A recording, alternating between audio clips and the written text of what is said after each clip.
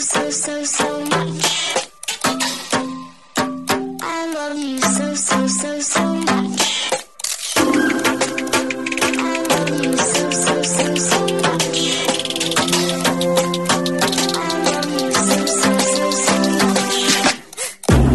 Hello, all you positive heads out there. Thanks for tuning your beautiful brainwaves into another episode of the Positive Head Podcast, where we are firmly convinced that creating success and happiness is rooted in understanding the ultimate nature of reality and the fact that as human beings, we are all immensely powerful fractals of the one and only source consciousness, which creates and animates all things. Now, of course, understanding this powerful truth is one thing. Applying this incredibly empowering wisdom to everyday life, well, that's another, which is exactly why we provide you with a fresh serving of soul food for thought 5 days a week to help constantly remind you of what matters most. You are it. And I'm your host, Brandon Beecham. I'm the reflection and extension of you who will be here each Wednesday interviewing a different consciousness changemaker. And on the other 4 weekdays, leading the way to ensure that your perspective is consistently expanded, your vibration is constantly elevated, and your heart is overflowing and full. Also, this episode of the Positive Head Podcast is being brought to you thanks to the support of Gaia.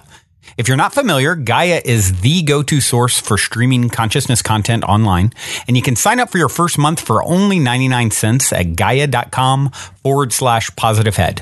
That's spelled GAIA.com/positivehead. Check it out.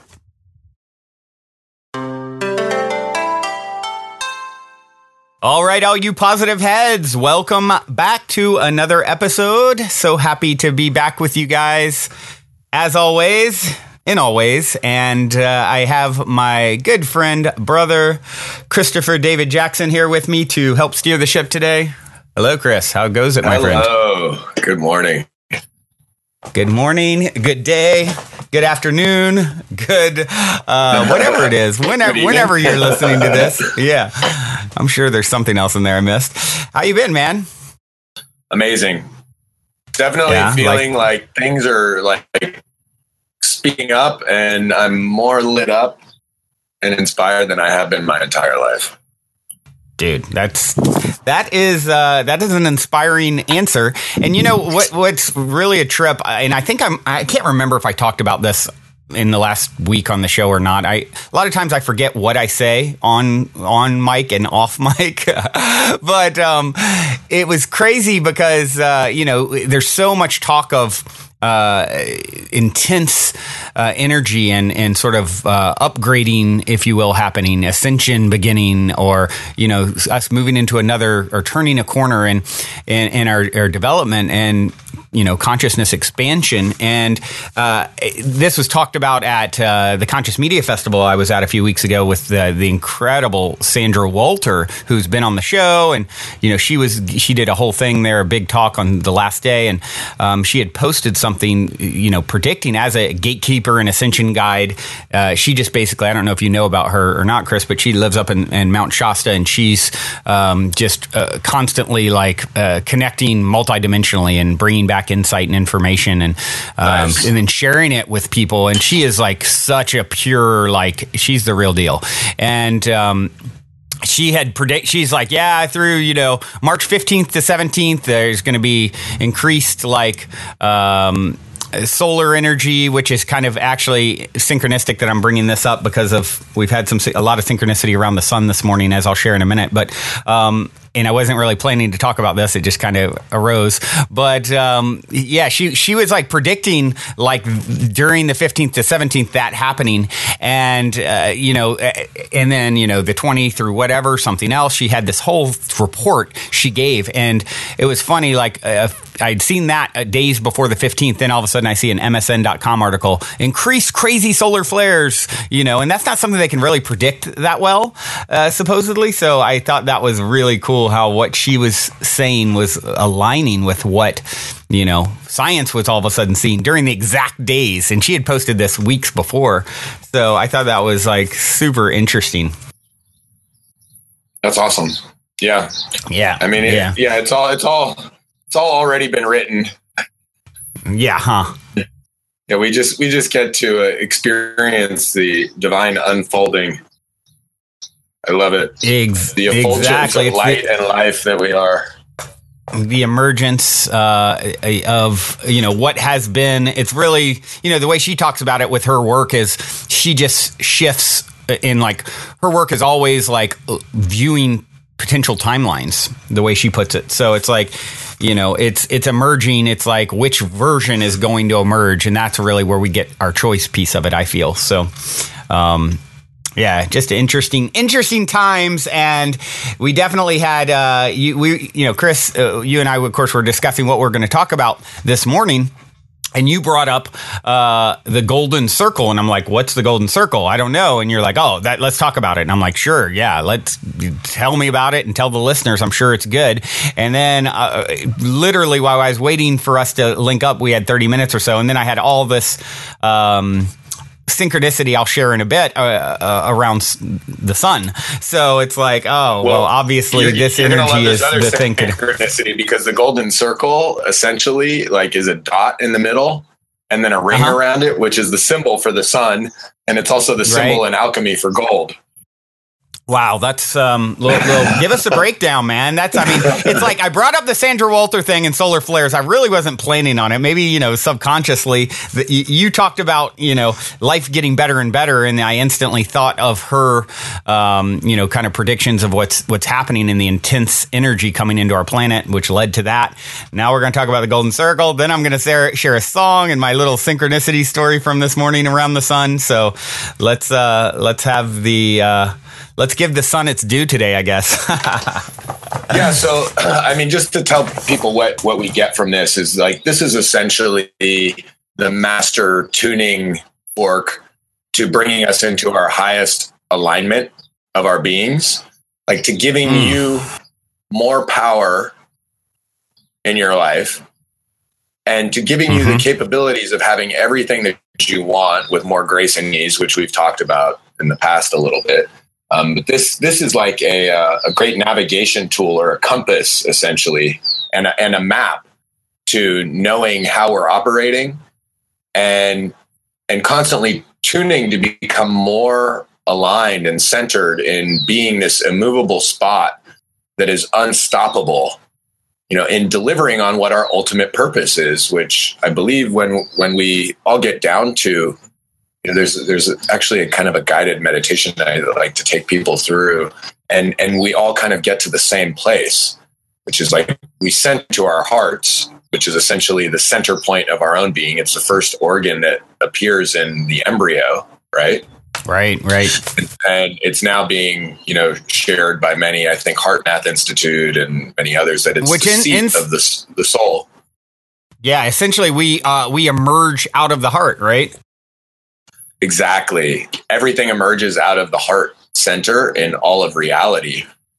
So you can look at that as, and I don't want to go too deep in the esoteric aspects of it, but, phi or phi in Greek, the phi ratio. And when you look at the symbol phi, it's essentially the same golden circle that we're talking about, but looking at it in a three-dimensional perspective. Well, looking at it in a two-dimensional perspective of a three-dimensional phenomenon from the side. So if you're looking down at the symbol for gold in the sun, it's a dot in the center of a circle, right? If you're looking at phi, the symbol for phi in Greek is essentially a circle with a line going straight through the middle of it.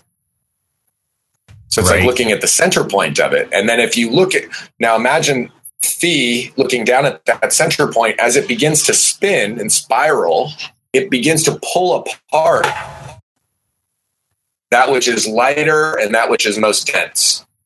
It's the same phenomenon that you see when you get your blood drawn and they put it in a centrifuge.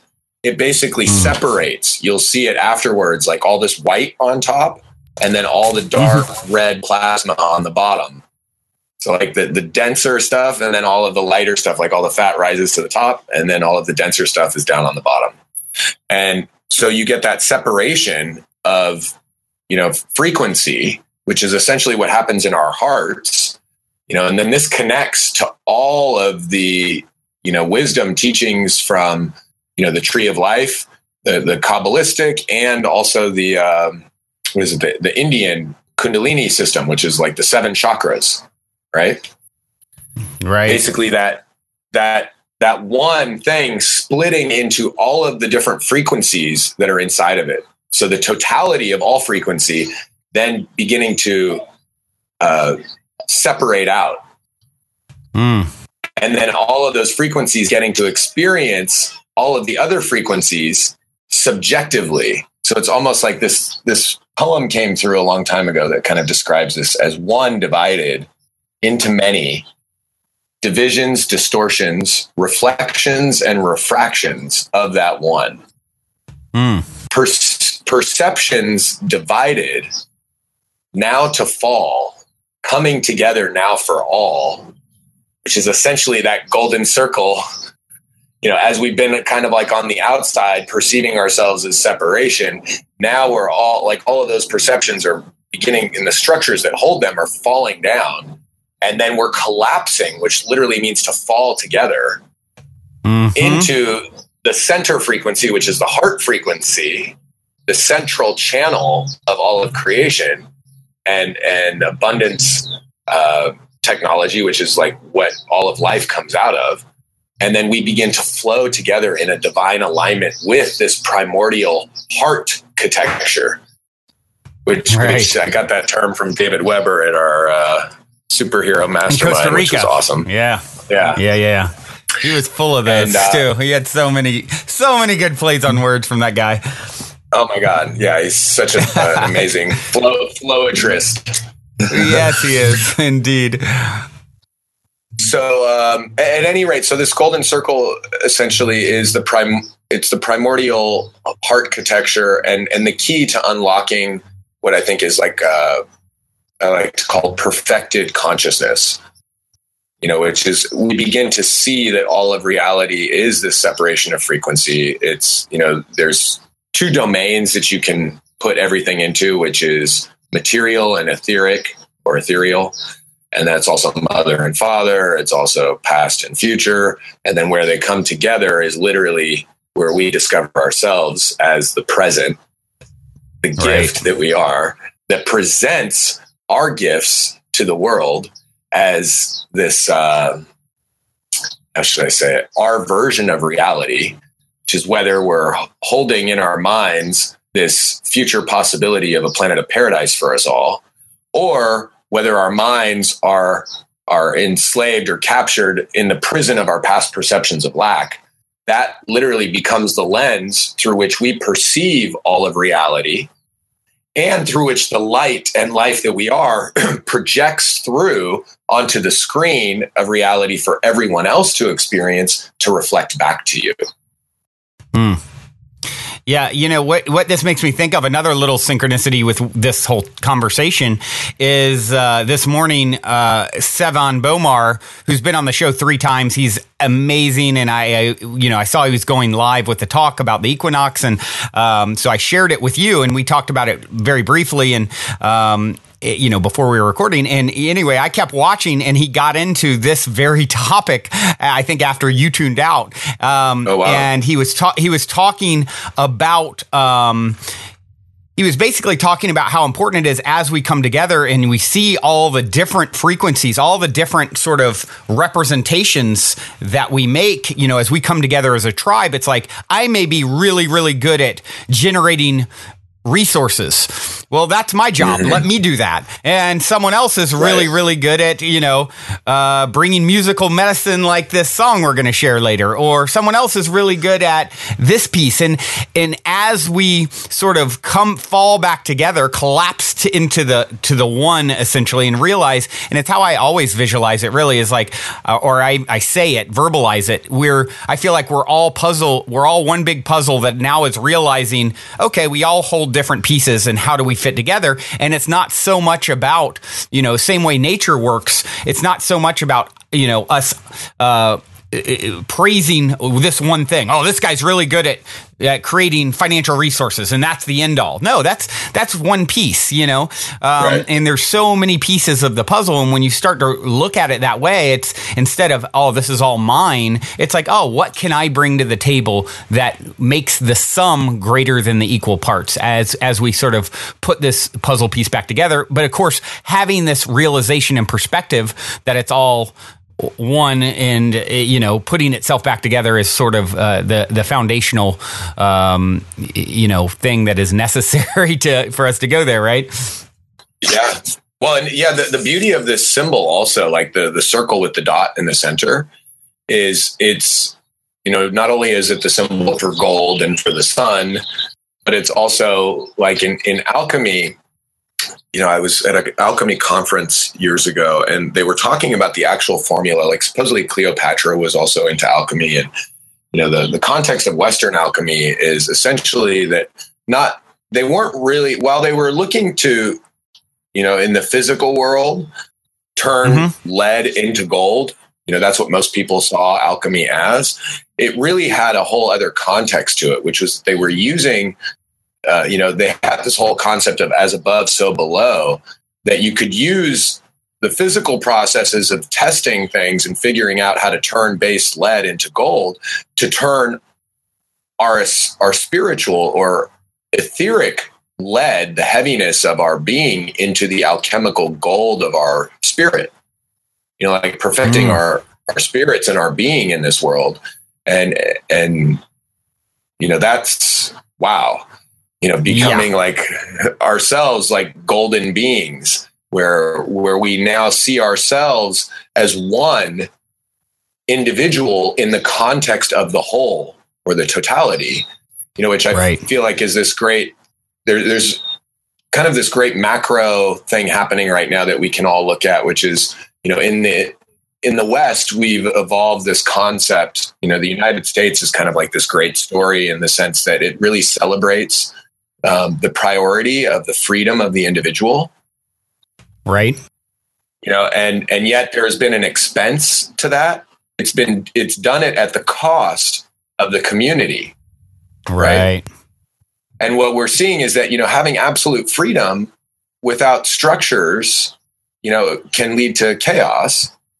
Right. And then there was an answer to this in the East, which was they came up with, communism, which essentially celebrates the priority of the community. And then that came at the expense of the individual.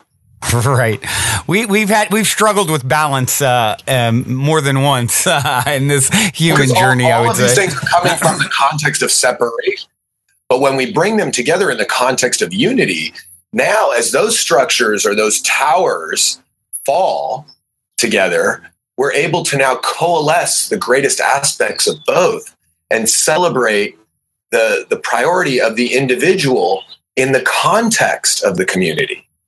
Right. And where we used to have a winner at the cost of, somebody losing, or a bunch of people losing, now we have a winner in the context of winners.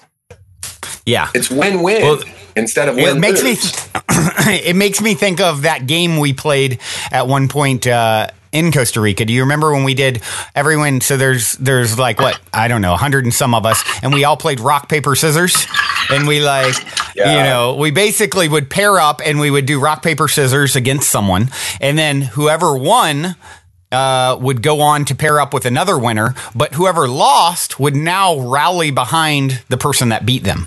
Right. And become like their cheerleader. Right. And then, by the very end, you get down to like 2 people are left and, they both have everyone who's lost in their kind of ascent behind them and then, cheering them on. And then there you have the final winner and everyone's cheering the final winner. And I thought that was a really cool, like fun exercise to show a whole different way to approach any sort of like competitive, venture. Yeah, it's collaboration over competition, we can use competition in a way that actually brings us together instead of separating us.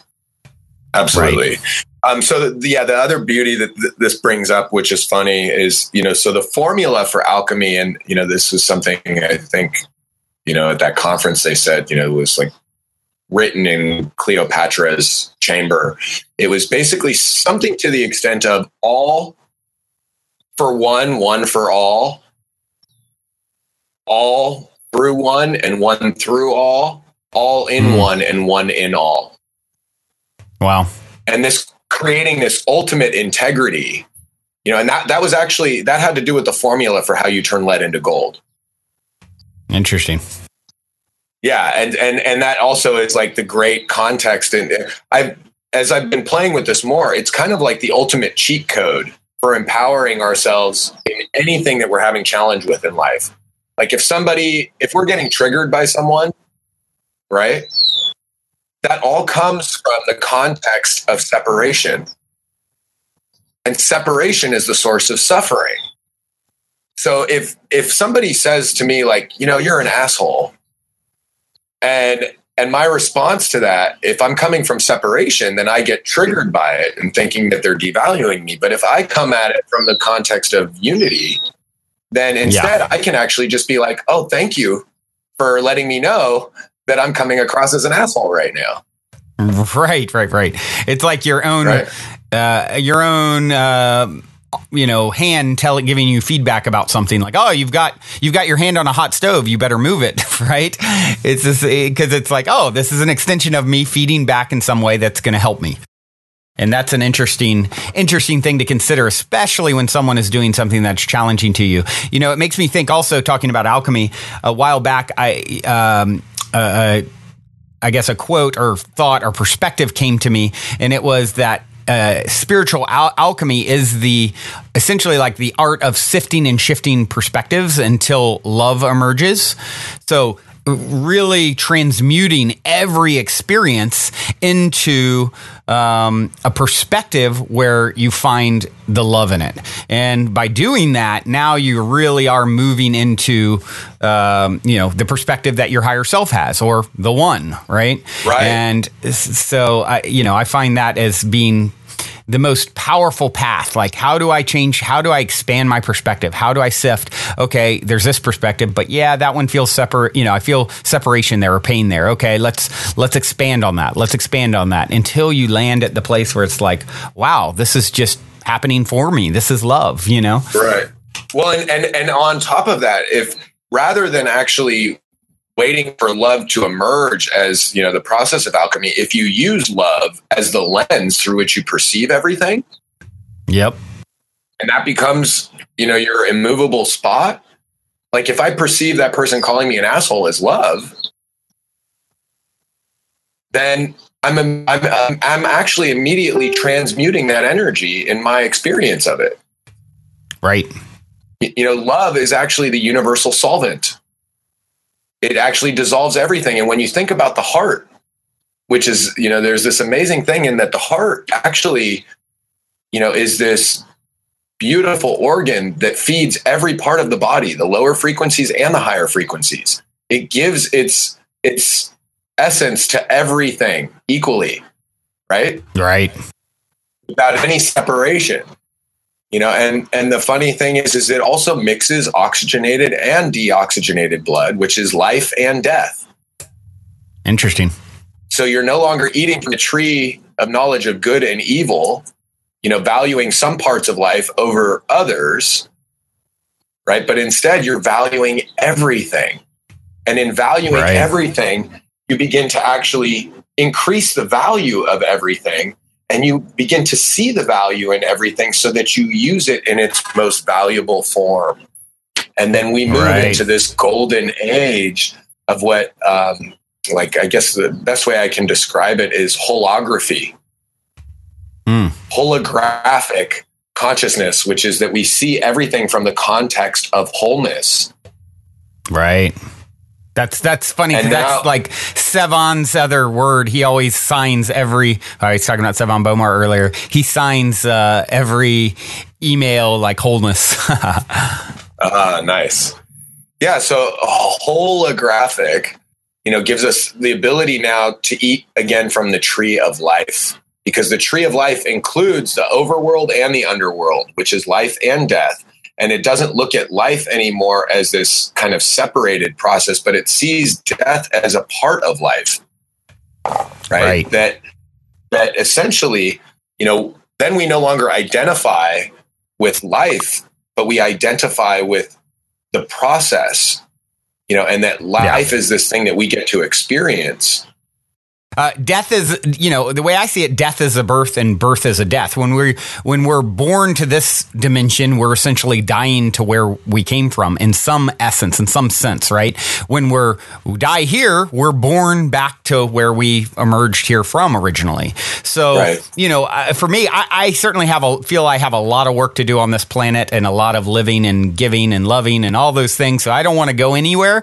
But that being said, there's a part of me that is very actually excited about the death process, because to me, it's like, oh, wow, that's going to be like the next grand adventure, And so, where you have some people with the perspective on it that they're just really, really fearful of it. I mean, maybe in the moment of death, there'd be some level of fear if it's depending on the circumstance. But, for the most part, it's like, oh, wow, that's an exciting adventure that's in my future that I'm excited about. Right. Well, what also occurs, I don't want to get too far off topic, but this thing that comes up is essentially looking at a macro level of what's happening with consciousness on the planet going back to the time of the dinosaurs. You see that, the dinosaurs essentially were pure root survival consciousness. Yeah. Right? And that's reptilian consciousness is essentially, pure survival. So it's like dinosaurs were living existence of, eating, sleeping, and procreating. Mm-hmm. Right.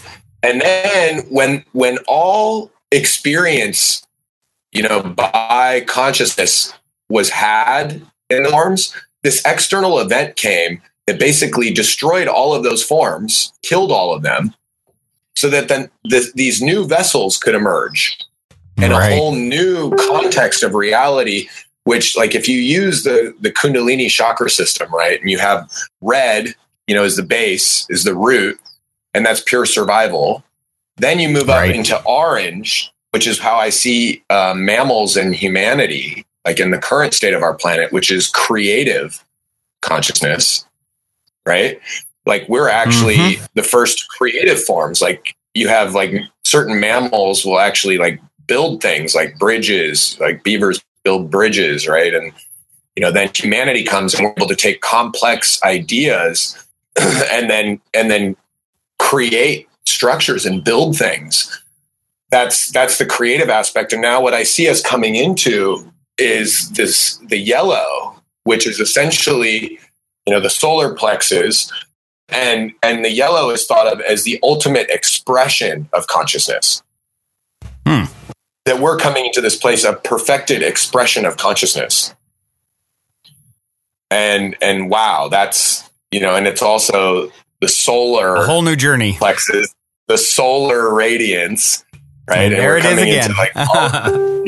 Exactly. And it's getting into that place, being aligned with solar consciousness is becoming aligned with the fact that we are all fountains, purging our gifts into the present moment. You could also think of this as purgatory, like we're literally purging our version of reality into the gift of the present for people, right? Right. And then we can either purge a heaven on earth or hell based on whether we are, purging material consciousness, which is all survival, and it's Mother Nature's, survival of the fittest, which is dog eat dog, or we're purging, these etheric possibilities of these structures which allow us to live more beautifully. Right. And then you see that even through time, there's been this evolution of etheric consciousness pulling us away from, the material confines of, or the mother, which wants to protect us and survive.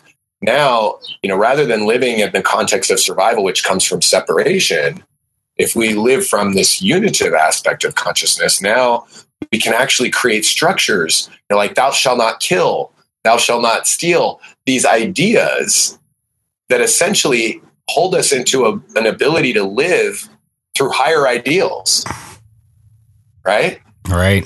And then we move into the next stage, which evolves that even more into not being so didactic and totalitarian, as law, but essentially then we move into, the Piscean age, which is water, which kind of gives an emotional softness to everything and connection to everything, where we see that, we have compassion, so now it's not just these laws and these rules, but now we can evolve those by having compassion for others. So it's not just self-righteousness and living by these principles, but also realizing that every step of consciousness in its evolution is a part. Like there's this concept, the dark side of the light chasers. I've never read the book, but it's been suggested to me that it's very along the lines of what, I'm sharing right now, is that, we think that in this evolution of our own consciousness, when we get a hold of something better, we all of a sudden start using that to judge others. Right. In terms of them not being at that better place. And in doing that, we actually create more separation and suffering again. So it's not, and what did we have to go through to get to that step? It's like we had to go through those lower steps of consciousness to appreciate the higher steps. Absolutely. So why would we devalue that with anybody else? It's part of the process.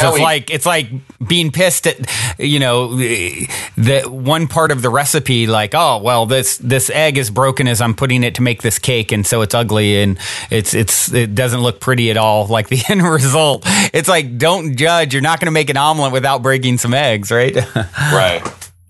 Yeah. And it's appreciating the whole process instead of the destination, so that we really get to experience this sense of fullness every step along the way, to this place where we get to this overflowing state of constant wonderfulness, where we can always be in the gift of the present as it is emerging to us, through this wonderful co-creative space with all of these other beings. And bringing this back now to, the golden circle, because I want to make sure that we kind of deliver on sharing that tool with people and this compass and this map.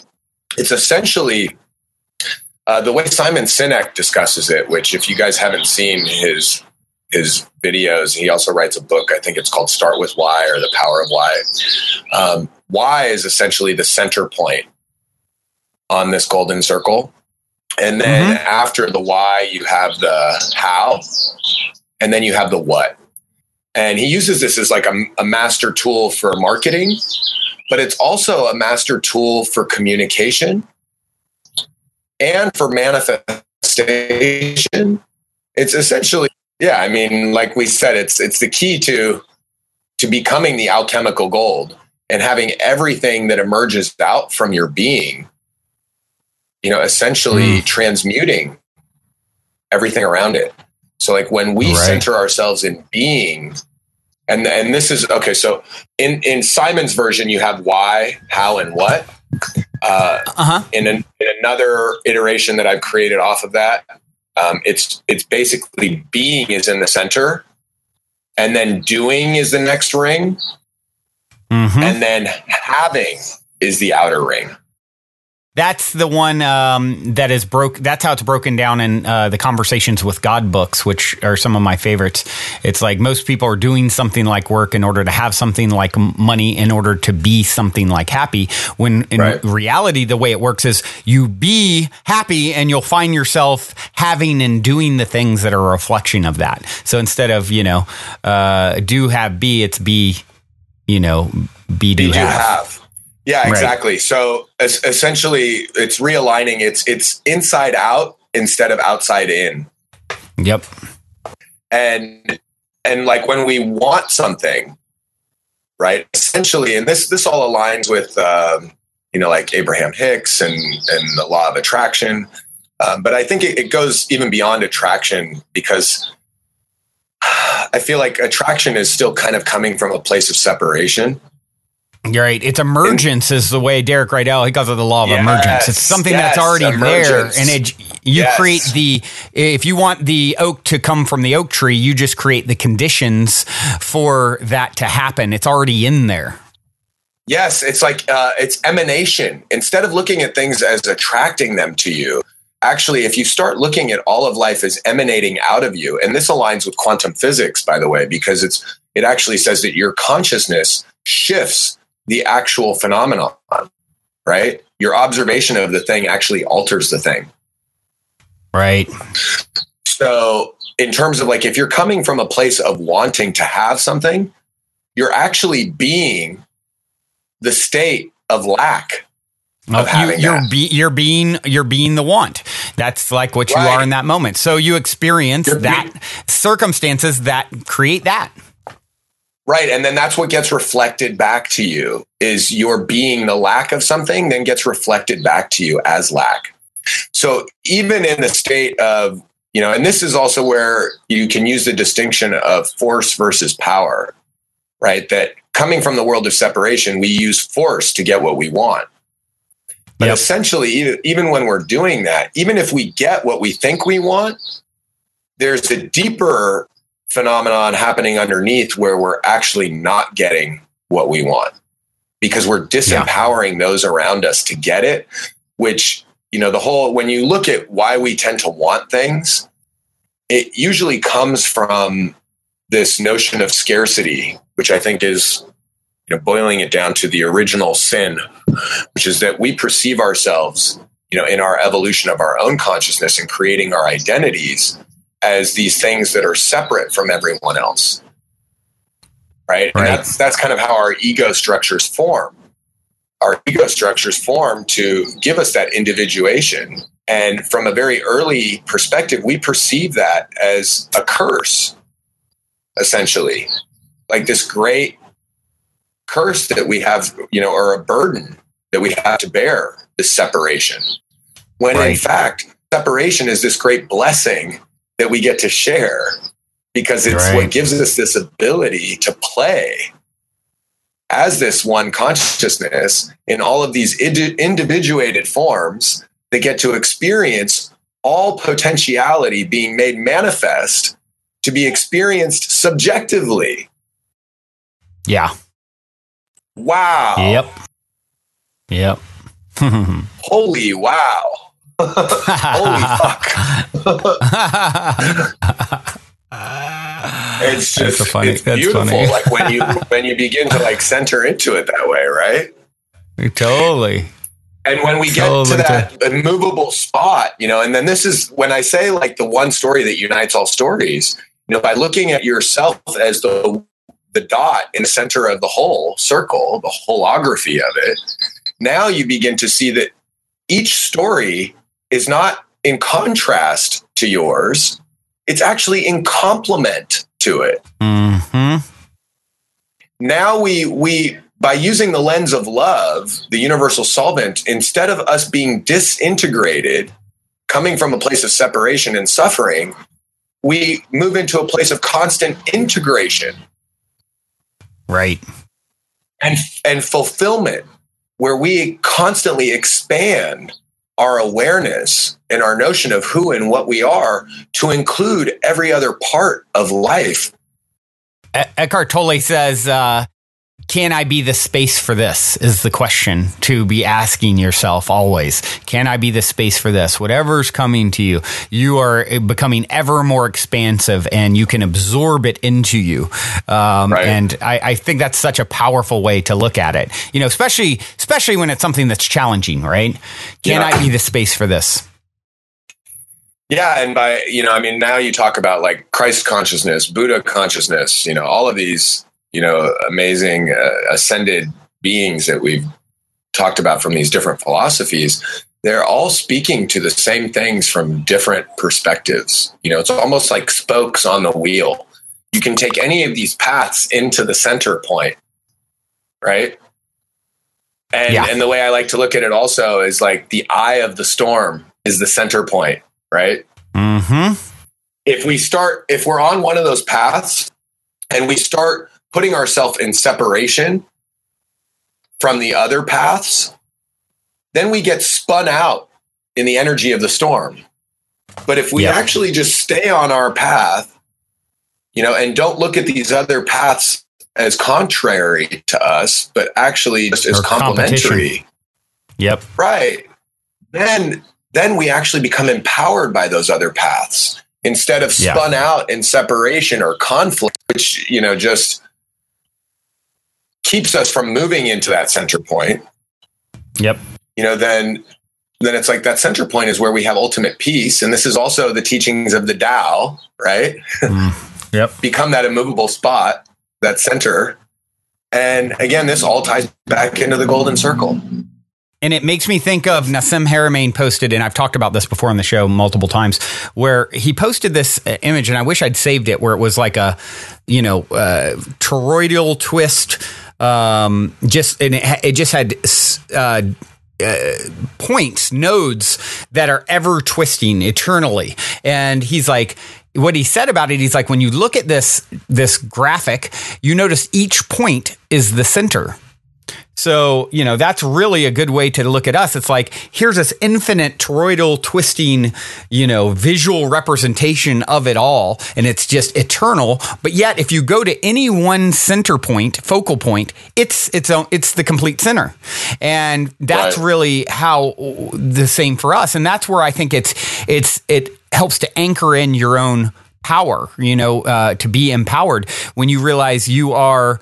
Yes, you are from one perspective such a small part of this indescribably massive, life force or consciousness source, God, higher self, whatever. On one hand, it's you're small, but from the other, you are the center of your own private, universe, your own world, and with that, you are infinitely empowered. Like that is, so, all these other nodes are not in any way competitive. They're just other vantage points from which the source consciousness views itself. That is you. And look at the word universe, U-N-I verse. Right.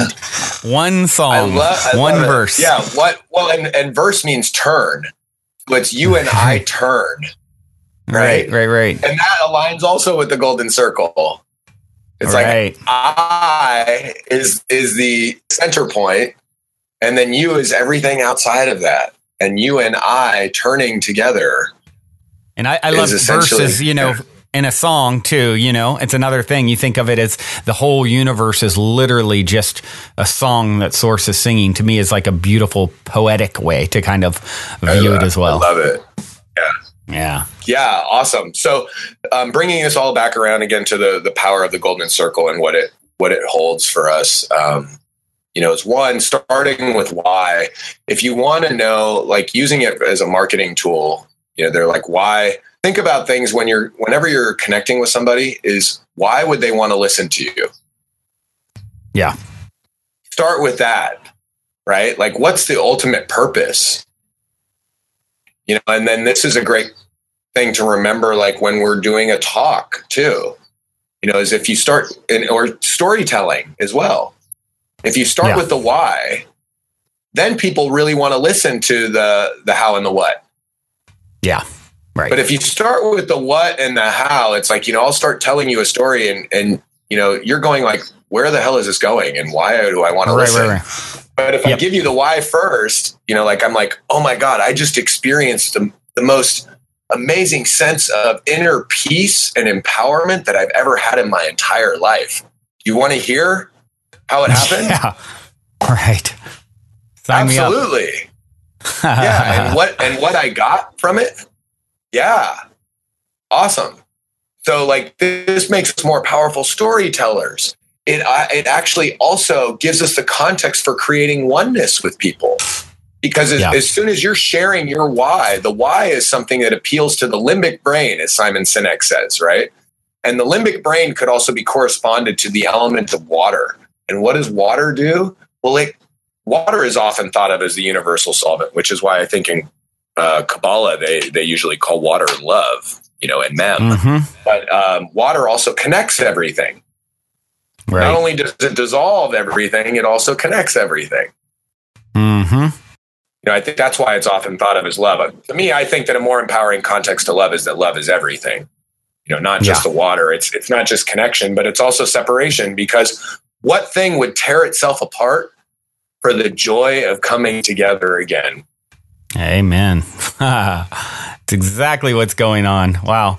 Yeah. Well, Chris, this is awesome, man. This has been a really, really good deep dive with you here. And as always, whenever you come on and help steer the ship, I look at the time and I'm like, whoa, we just went a long time, longer than the normal daily show, which is perfect as well. And I don't know if you have any last thing that you want to share or not, but that's been, this has been pretty epic from my perspective.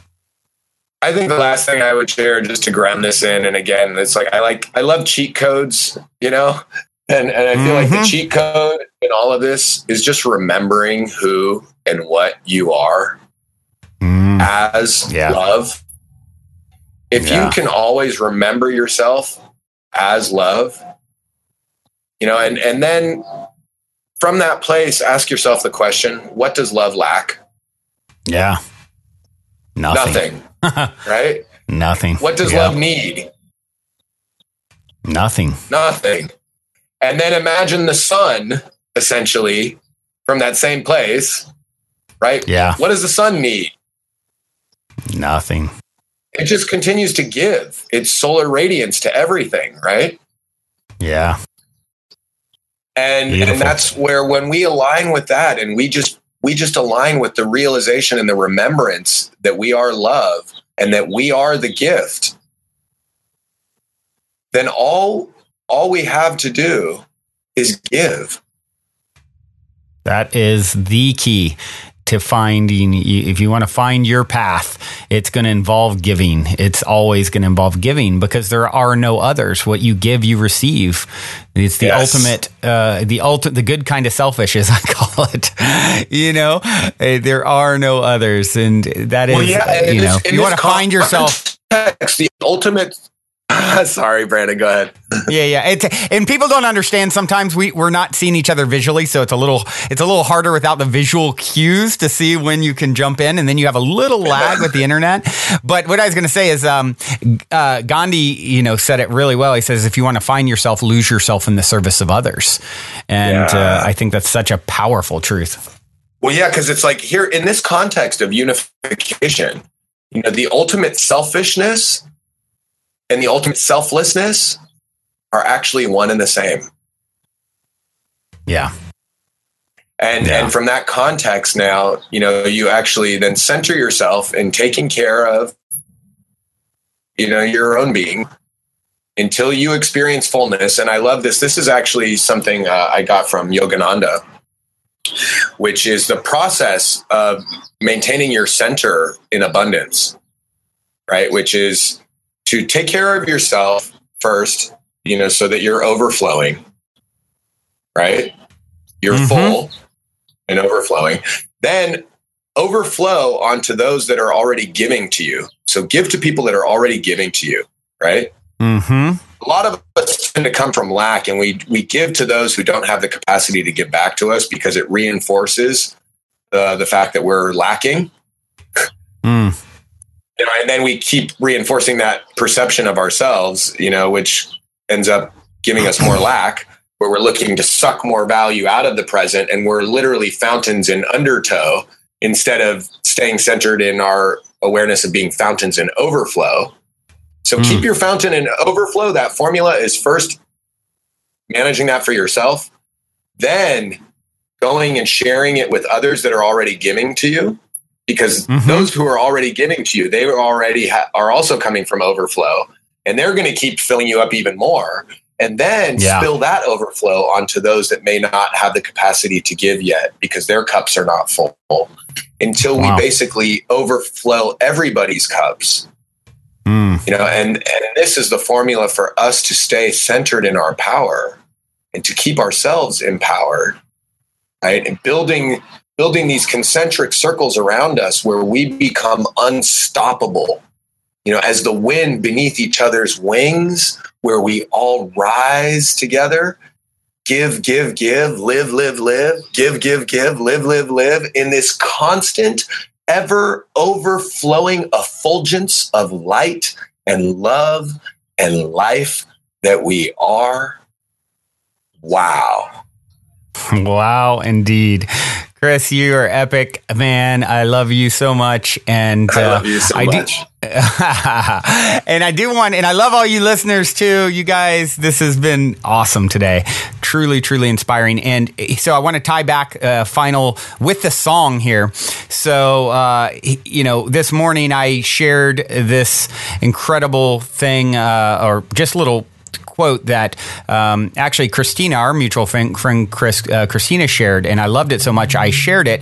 And it says, "My goal in life is to be one of those people who are just light. You see them and you suddenly feel so warm inside, and all you want to do is hug them. And they look at you and smile with the warmest light in their eyes, and you love them.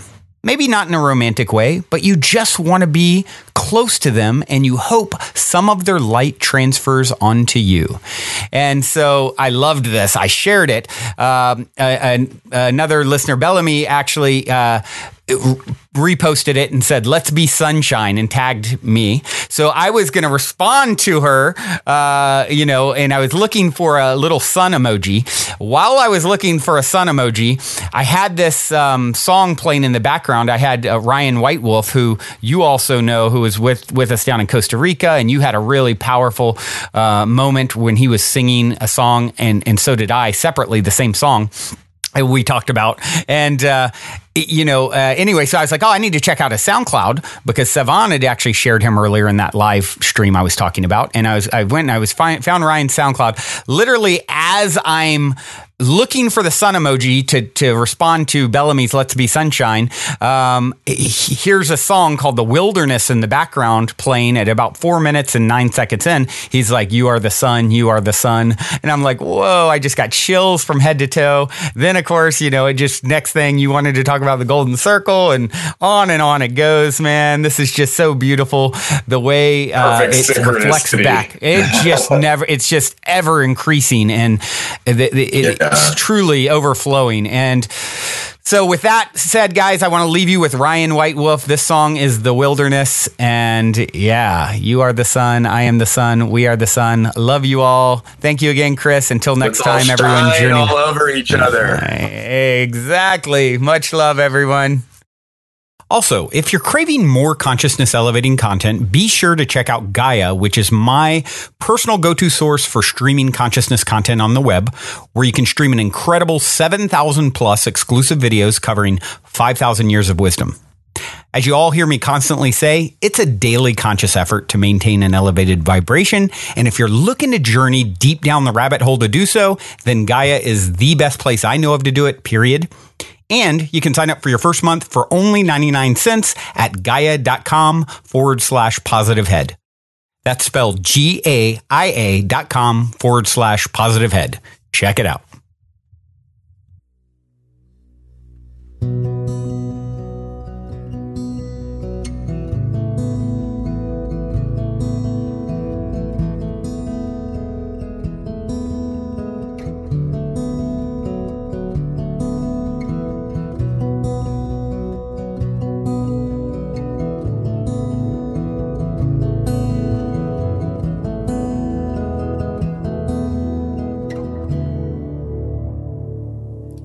I am the warrior.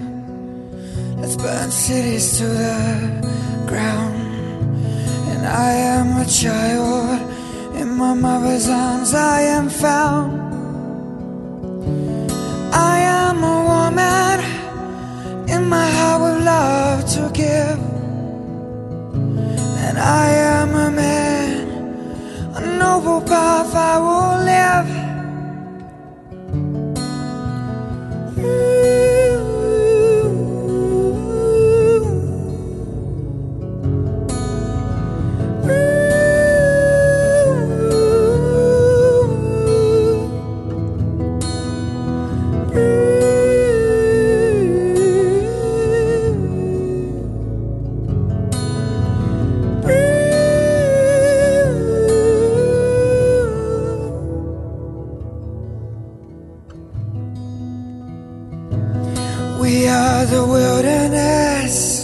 that sings beneath our feet.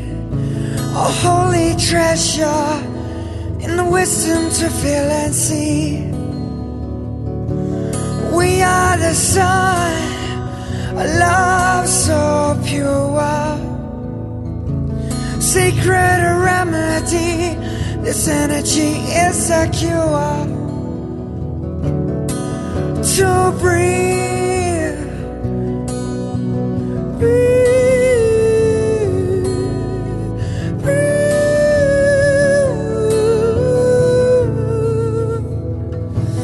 to breathe.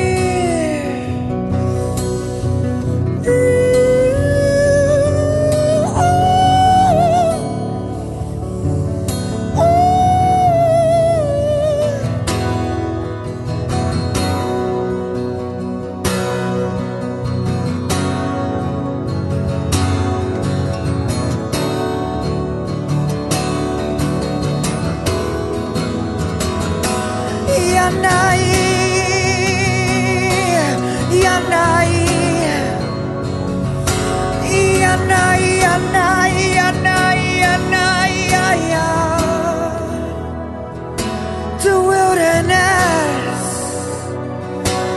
the wilderness,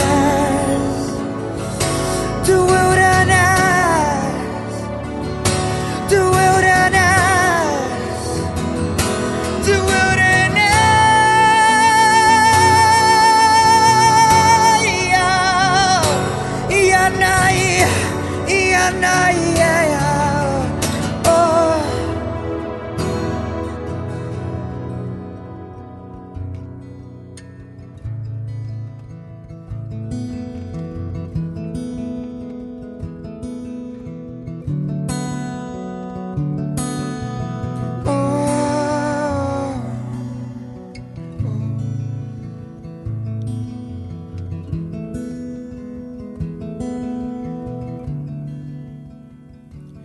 We are the wilderness that sings beneath our feet.